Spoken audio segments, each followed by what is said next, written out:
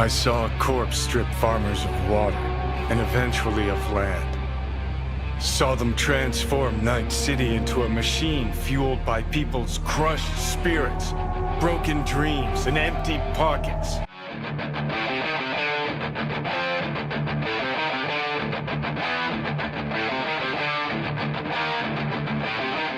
Corps have long controlled our lives, taken lots, and now they're after our soul. I've declared war not because capitalism's a thorn in my side or out of nostalgia for an America gone by. This war's a people's war against a system that spiraled out of our control. Hey, made the right call not taking that fascist-ass oath. Oh yeah? Some causes are worth pledging your life to, V. This ain't one of them. Conservatives not understanding their favourite media is something we've been talking about a lot recently with the viral discussion about Starship Troopers, where people are saying, oh my god, how am I meant to sympathise for the bugs? The bugs are ugly and bad, therefore the Starship Troopers actually are good. That's the level of discourse you get on Elon Musk's Twitter. But also on Elon Musk's Twitter, we saw last week a meltdown from a right-wing Cyberpunk 2077 YouTuber who got called out for basically saying that Cyberpunk was not only not anti-capitalist, it actually wasn't political at all. And if we actually go into this guy's content, not only has he said that, he said Cyberpunk is actually satirizing and poking fun of Black Lives Matter and Hasan. I'm not joking, that is what this YouTuber has said. Now, traditionally, I don't punch down. I don't tend to make videos on other YouTubers generally, but I definitely don't really do it on smaller YouTubers. Now this guy only has about 27,000 subscribers.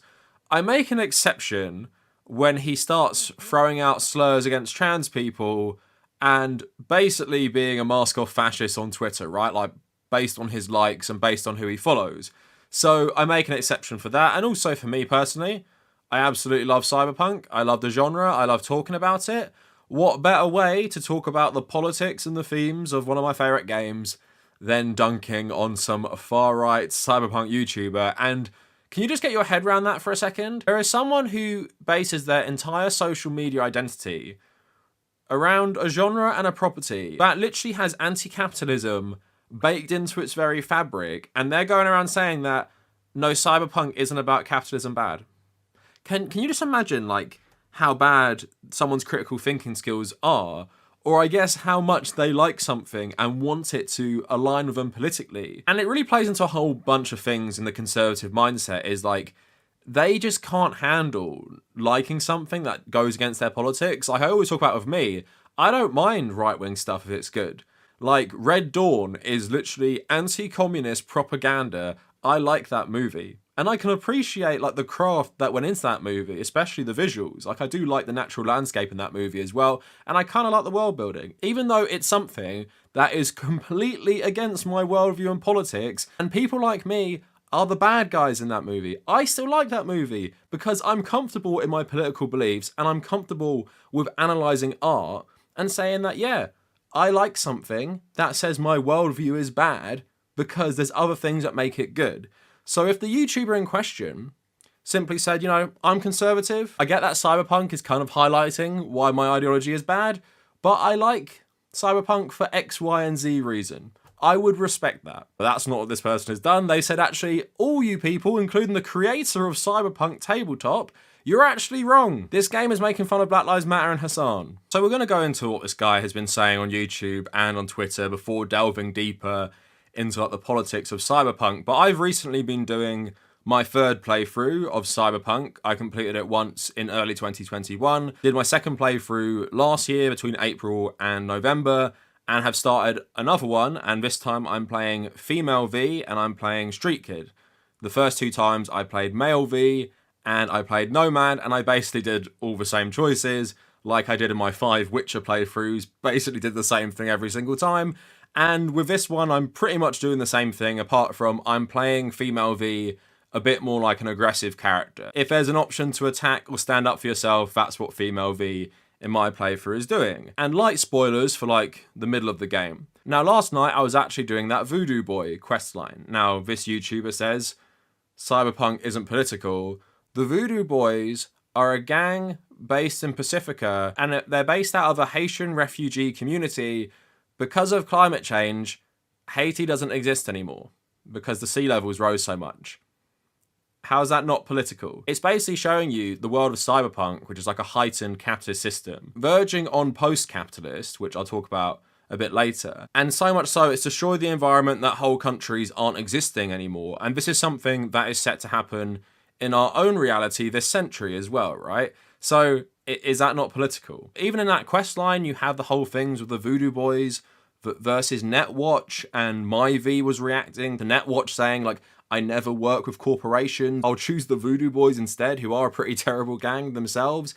And then I went against Netwatch because of my own background. And then you have everything with Alt Cunningham in that level as well, where Johnny starts shouting about how everyone's jealous of him because he's the only one willing to stand up to Arasaka. Then he raids Arasaka with Santiago Aldecaldo, who actually kind of looks like me when I wear sunglasses, Rogue, and that Thompson guy. And he has like all this anti-corporate stuff, but he also hates them because of what they did to Alt. And afterwards, depending how you do the quest line, I'm going to play it for you later, he does a big speech about how corporations are literally just destroying the whole world. And he mentions capitalism to some extent. So yeah, all of that stuff is just from about a 3-hour play session I did last night.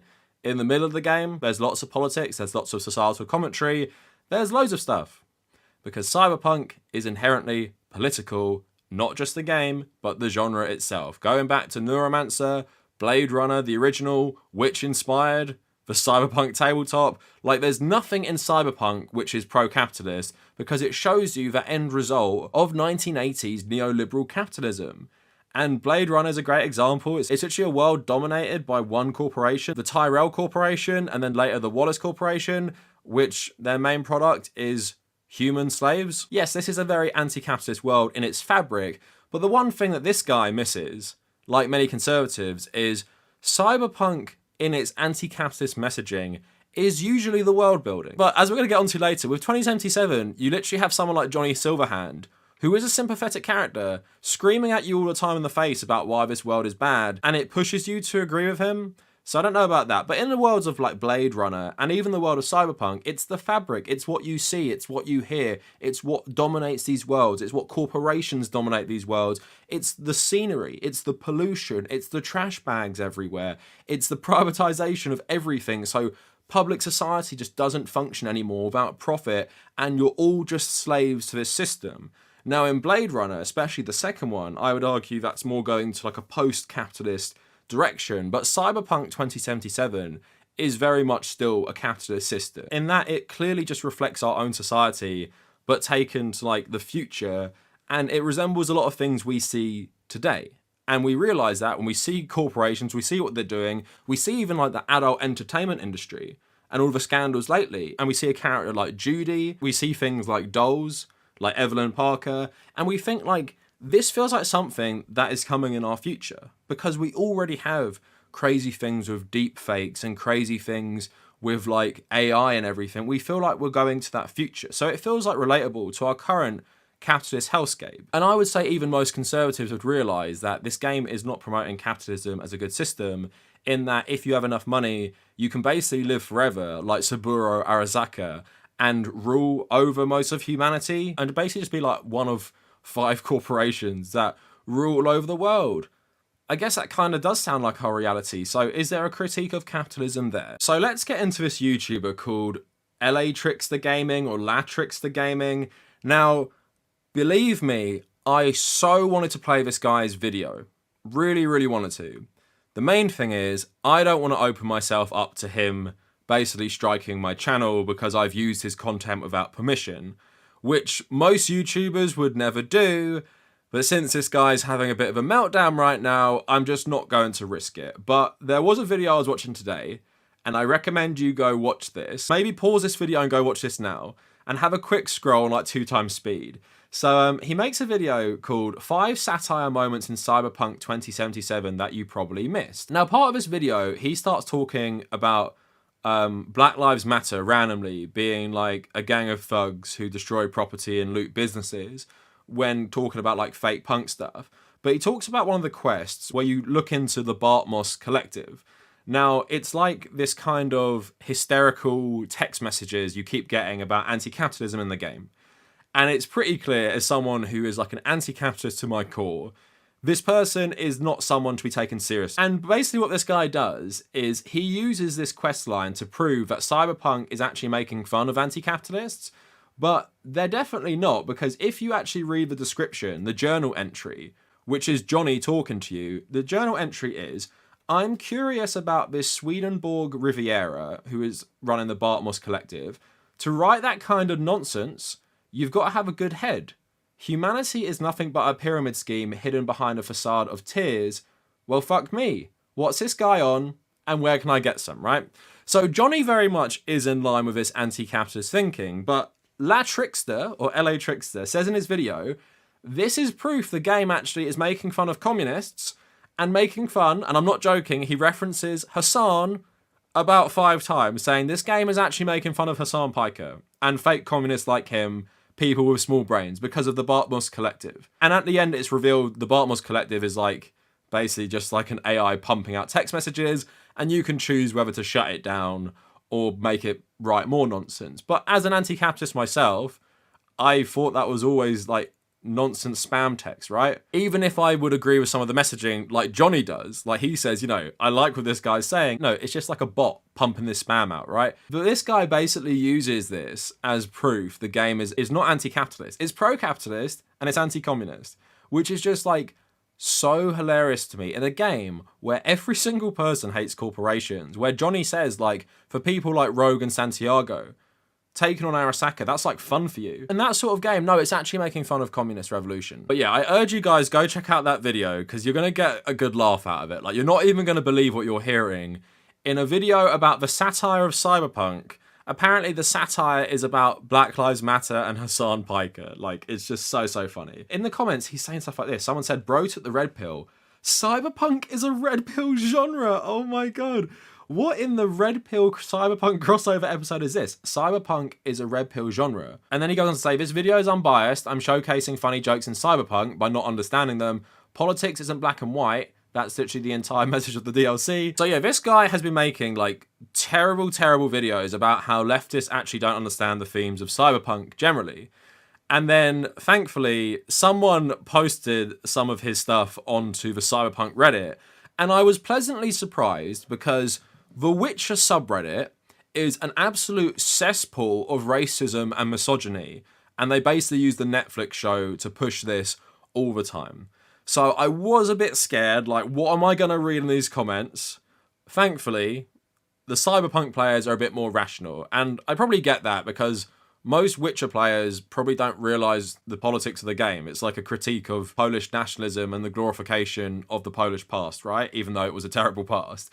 But thankfully, Cyberpunk is not anti-capitalist, and they post LaTrickster's tweets. It said, Cyberpunk isn't an anti-capitalism genre. 99% of all Cyberpunk media has no politics whatsoever. Cyberpunk worlds are created by the advancements of computer technology going too far and stripping all humanity from the world, leaving everyone complacent with obedience. He's so close. He's so close. So many people just don't pay attention when playing Cyberpunk. Johnny Silverhand didn't put the atom bomb Arasaka Tower because he hates capitalism. He clarified that politics had nothing to do with it. He did it because he wanted to destroy Mikoshi, a piece of technology that shouldn't exist. So what's absolutely amazing about these tweets is he proves himself wrong in the tweets. Like, he tweets something and then he's like, and here's how I'm wrong. But he thinks it's proven his point. So saying Cyberpunk isn't anti-capitalism, 99% of all Cyberpunk media has no politics. So, all right, that's his point. Which is then immediately disproved by Cyberpunk worlds are created by the advancements of computer technology going too far. Why are they going too far? Why has the technology gone too far? Why? Because the profit incentive. Because of capitalism. That's why they keep pumping out all this technology. It's like the relic chip in the game, which Johnny Silverhand is on, that's so rich people can be immortal. And why are they doing that? So Saburo Arasaka can live forever as the head of his corporation, and then they can start selling the relic to other people so they can live forever. And talking about other Cyberpunk media, This exact thing happens in Altered Carbon on Netflix, where only the rich can basically live forever because they keep making their own like clones so they can implant their consciousness into that when they get older or potentially die. Even though it's illegal for most of the population, rich people still do it. Again, disproving his own point. And then he says here that Johnny didn't, set off the atom bomb because he hates Arasaka. He did it because he wants to destroy Mikoshi, which is basically where they keep all the souls, the engrams of people in Arasaka, right? The piece of technology that shouldn't exist, but why does it exist? Why does it exist? Because of capitalism. Johnny does hate capitalism, which he explains to us in the DLC because he actually fought in the corporate war and he deserted, and then he started like an anarchist punk band afterwards, and then he started attacking corporations. But yes, he was motivated by revenge for Alt Cunningham, but who did it to her? A corporation, and why did they do it? For profit. So he does hate capitalism because it's the root of all his problems. Again, this is just so hilarious. Someone has missed the point so bad. Thankfully, all the comments on the Cyberpunk subreddit, nice surprise here, everyone basically saying that Cyberpunk is a critique of capitalism and Johnny does stuff because he hates capitalism. So this guy just had an absolute meltdown on Twitter. He ended up deleting his account, but not before, I screenshotted everything last week because I knew this might be a risk. So he says here, punk has never been anti-capitalism. Every single punk subgenre, cyberpunk, atom punk, steampunk, was founded on the idea that this technology can be taken too far and destroy what is humanity. If we ever establish contact with aliens, we will have xenopunk. But what takes the technology too far in most of these genres? I'm not as familiar with atom punk or the themes of steampunk, but in terms of like solar punk and cyberpunk, there's commentary on like capitalism there, right? And taking it too far is often done for a profit motive. So how does capitalism not come into play? So then he's posting memes like this, which no one's liking because no one's agreeing with him. He's like the Chad. Cyberpunk is not political messaging. It's about fighting against the advancements of computer technology that's taken over the world, destroying the sanctity of human life. Please stop forcing your politics into games where it does not exist. But here's the thing, right? If this was simply an organic thing happening, right? It's just computers taking over. Is that not still a commentary? Is that not still a political commentary? But why is the technology taking over? Why do BDs take over in terms of the adult entertainment industry? Why do dolls take over? For profit motive. It's not, technology does not take over and distort everything, in cyberpunk especially, just because people invent it. It's literally like, here are corporations making all this terrible stuff and they're selling it because people want it and it's destroying the world. And they're destroying the environment to make this. In the game, you have commentary about the Netherlands being destroyed by climate change. You have the Arctic finally being like colonized for mining. You have all these natural disasters caused by climate change and the pursuit of profit. That is why the world is being destroyed in cyberpunk. Again, maybe you could make something that talks about technology just destroying the world in like some utopian Star Trek society, right? But that's not cyberpunk. I'm not going to show it, but then saying a slur about trans people, proving me right. You know it's bad when I'm not a conservative. Even in mentioning conservatism or Trump proves you're just insecure, forcing your own politics into everything, and you are, again, a slur for disabled people and for gay people. So this is why I'm going after this guy. He posts the meme again, basically thinking he is the Chad here.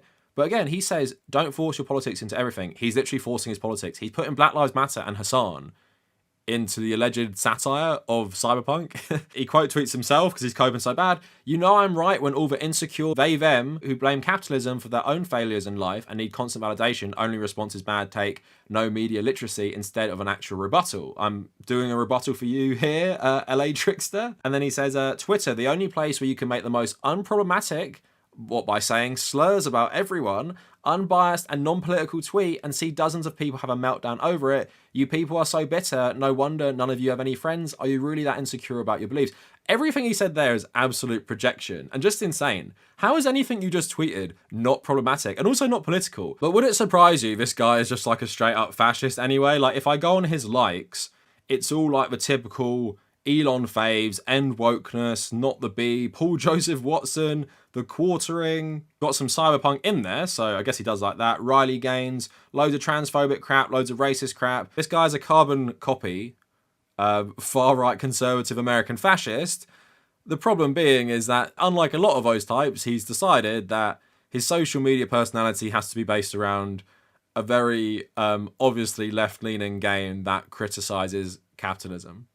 And that's just on you, bro. Like, what am I going to say? It's your fault. If you want to like a game that shows your ideology to be trash. And here's another thing as well. Like, I cannot understand that non-political stuff. He's calling people slurs for transgender. Cyberpunk, you could literally make your V transgender. Claire is transgender in the game. The bartender at the Afterlife, who has a pretty meaty side quest. So you're going around talking about how Cyberpunk, like, isn't political for one thing, but then you're calling people slurs to trans people while liking loads of transphobic stuff on Twitter. So even if you're taking it from an identity politics woke definition, why do you like Cyberpunk? It's promoting the trans agenda, is it not? It's promoting the gay agenda. You can have gay relationships in it. You can be transgender in it. You have trans friends. You have gay friends. So that's really your favorite game? You're pretending it's actually a conservative game? Like, this guy just doesn't know what he's talking about. Someone saying, hate to tell you, Tune, but word of God from Mike Pondsmith himself is that Cyberpunk is a critique of capitalism. And he says, and J.K. Rowling said Hermione is black and trans, your point. Jake Charlton saying, no, she didn't. He's saying she literally did cope, bitch. When did J.K. Rowling say Hermione was transgender? You think J.K. Rowling is going to say that? You'd agree with this guy more than most of us on most political things, right? So this guy is clearly absolutely unstable. But yeah, he just goes on to say to a lot of people, that's not the entire point of Cyberpunk. Capitalism doesn't have stages. The corporations are not the bad guy. No one is. No media literacy is chronic online terminology used by low IQ morons who know they're wrong. And then, sadly, LaTrickster is no more. Deleted his Twitter. So, yeah, like I said, I don't usually talk about smaller YouTubers in this way, and I would love to play some of his videos because they're absolutely incoherent garbage, but there you go. There is the big brain there. Alright, conservative, transphobic, throwing transphobic slurs at people, throwing ableist slurs at people, while maintaining that Cyberpunk as a genre is not only apolitical, it's actually saying that corporations aren't the bad guys. Tyrell Corporation, Wallace Corporation, Arasaka, Militech, nothing wrong with these at all. Nothing people wanted to say about capitalism by using these giant corporations in Cyberpunk. You know, it's all just very morally grey. Everyone is bad. We're meant to think that V is just as bad as the Arasaka Corporation. We're meant to think that K in Blade Runner 2049 is just as bad as Neander Wallace. Are we meant to think that?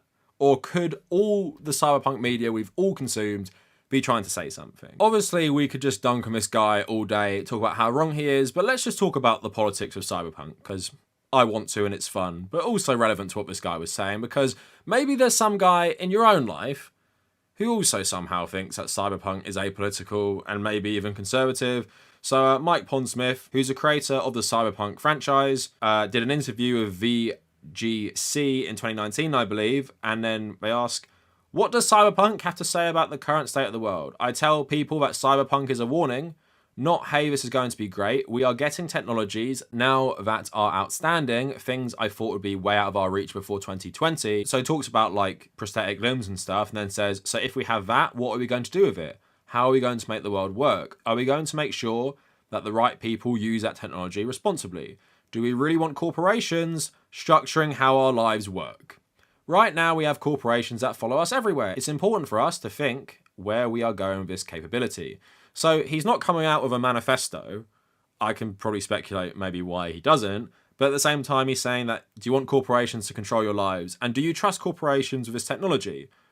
So, yeah, Mike Pondsmith is saying corporations bad because he's talking about how we have like wonderful technology to help people, you know, maybe if they lose a limb and stuff, but do you trust the people who control this technology to use it effectively, or will they milk it for profit? And we all know the answer to that. Going on to say, do you think it's important that entertainment like this asks those sorts of questions? Oh yeah, somebody asked me a while back if Cyberpunk was political, and I said inherently, it's always political. So, LaTrickster, there you go. It's not politics in terms of right or left, or even conservative versus liberal, everything is political. Basically, it's all political, but a big part of what Cyberpunk talks about is the disparities of power and how technology readdresses that. Benjamin Franklin once said, the printing press belongs to those who own one. Well, I owned one. Technology has created levelers. YouTube is a leveler in many ways because I don't have to go to some network to get a TV show made. Flash was a leveler. I didn't have to go somewhere and get a toy license to get an animation made. Suddenly, I can do radical, interesting, and heavily political things because technology is my enabler. And that's an interesting point right there. He's talking about how tech can be used to actually fight the powerful. So even something like Facebook during the Arab Spring, especially in Egypt, was used to organise the revolution.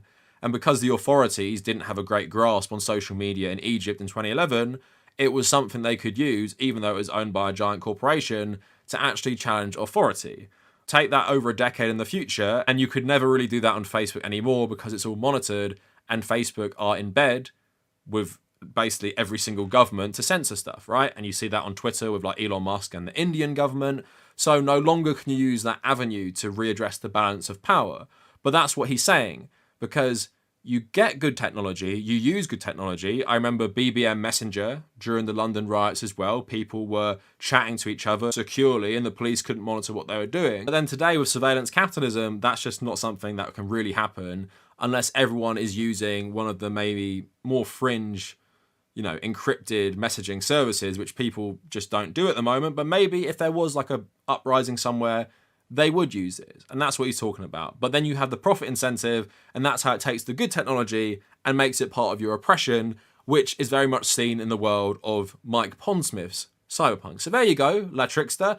Pondsmith didn't come out and say, oh my God, I am a communist. Everything in this is a critique of capitalism. But basically what he's saying is, while technology can be good to fight the system, it can also, be used by the powerful to basically make the system even worse. And of course, Pondsmith didn't direct the game, so you have CD Projekt Red, which do have left-leaning messages in their Witcher games.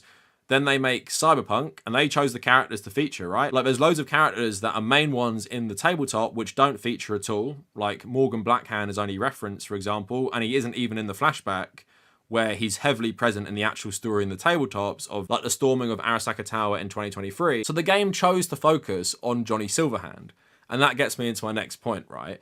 The belief that you can play through Cyberpunk, pay attention, and somehow think the game is both not political and not anti-capitalist to some degree is absolutely absurd when you have a voice in your head shouting at you that that's what he believes, and it's good if you go along with it. Now, of course, this is a role-playing game. So if you want, you can actually have a bad relationship with Johnny because you keep telling him he's such an idiot. I would say by default, Johnny is not painted as an antagonist at all. Like, he can serve as that if you want, but at the same time, he comes around to making a deal with you because he actually finds what's happening to V against his morals because he hates what's happening. He tells you that. Now, in my scene after the Pacifica level last night, I had a different scene than before because you have that famous Johnny speech, which everyone shares, and it's usually in that scene. But I think because of the order I did some quests, I got a different one where he actually talked about why he wanted to help me. And he said, it's because Arasaka is basically stealing your soul and identity through this engram, which is me, Johnny, taking over your brain. So I want to rid yourself of me. And in that, you can smoke and you can get along better with Johnny. You're even, becoming more like him. And Johnny did something that killed a lot of people. He launched an atom bomb in a populated city. I think it's 20,000 people.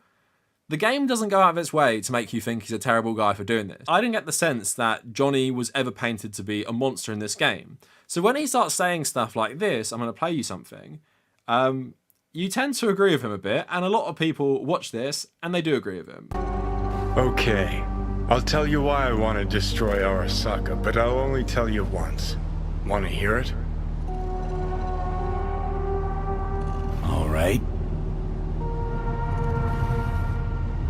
I saw a corpse strip farmers of water, and eventually of land.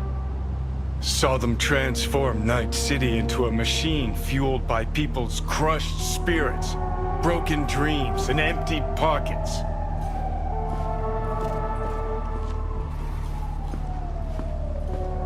Corps have long controlled our lives, taken lots, and now they're after our souls.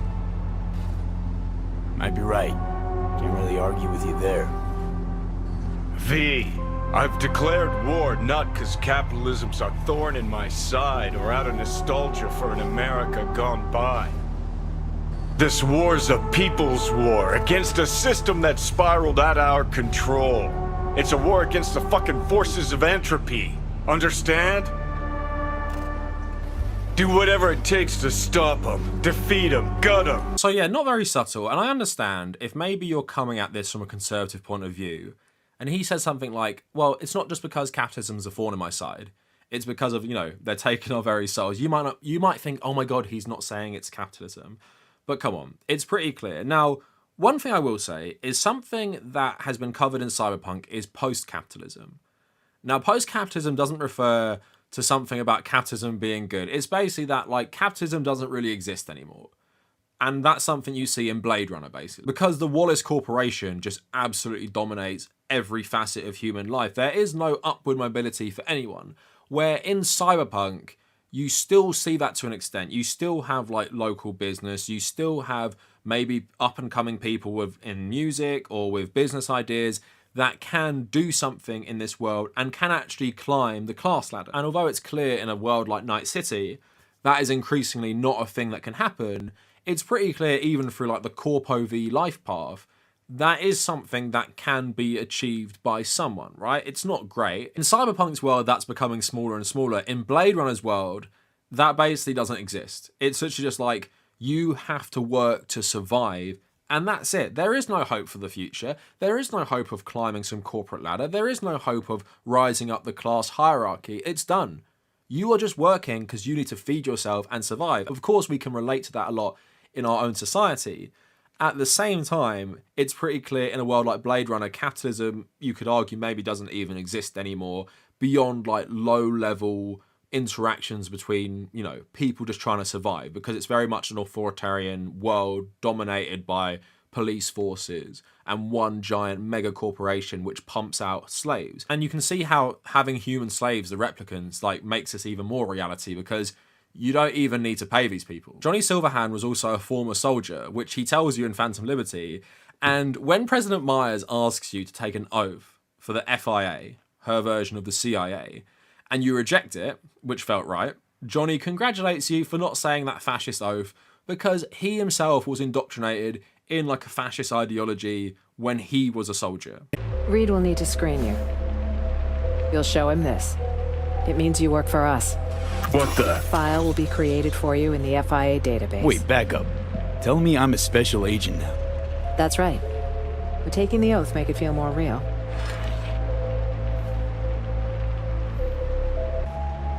Yeah, nah. Let's skip the formal thing. Is there a problem? It's just a big commitment, Can't swear to something I don't believe in. It's your choice. I understand this was sudden. Hey, made the right call not taking that fascist-ass oath. Oh, yeah? Some causes are worth pledging your life to, V. This ain't one of them. Yeah, fuck the system, fuck Arasaka, fuck the NUSA. Jesus Christ, V, this ain't some teenage anarchist boot camp. No, I was once a corpo jarhead, right? Practically dove into uniform head first. They had a real hard-on for the oath. Repeat after me, blondie fucking blah. But can't remember what I solemnly pledged to do. Sure you want to talk about this? Gotta hand it to you, V. Wiser than I was back in the day. Johnny is V's closest relationship in the whole game, someone who literally knows everything about him, and I would argue the way it frames it is Johnny is sympathetic, and you should probably go along with his anti-corporate crusade, because basically every other single person in the game, apart from people who work for corporations, hate corporations. And actually the best ending in the game, in my opinion, is the Nomad ending, where you reject Night City and leave with a community which is all based on communal living and working together to survive. Very much not capitalist, and very much, in my opinion, the best ending for V. But let's not forget, I'm presenting like a more leftist interpretation of Cyberpunk. This YouTuber was saying the game isn't even political. Just imagine thinking that. Imagine everything I've just told you, and then not only disagreeing with me that it's not leftist, it's actually not political at all. But anyway, a fun video for me to make, because I just love talking about this stuff. Let me know what you guys think down in the comments, and follow me on Instagram, because sometimes I post about Cyberpunk, mainly just my screenshots that I take after every playthrough and every session I play. So yeah, check that out, and if you made it this far, thank you for watching.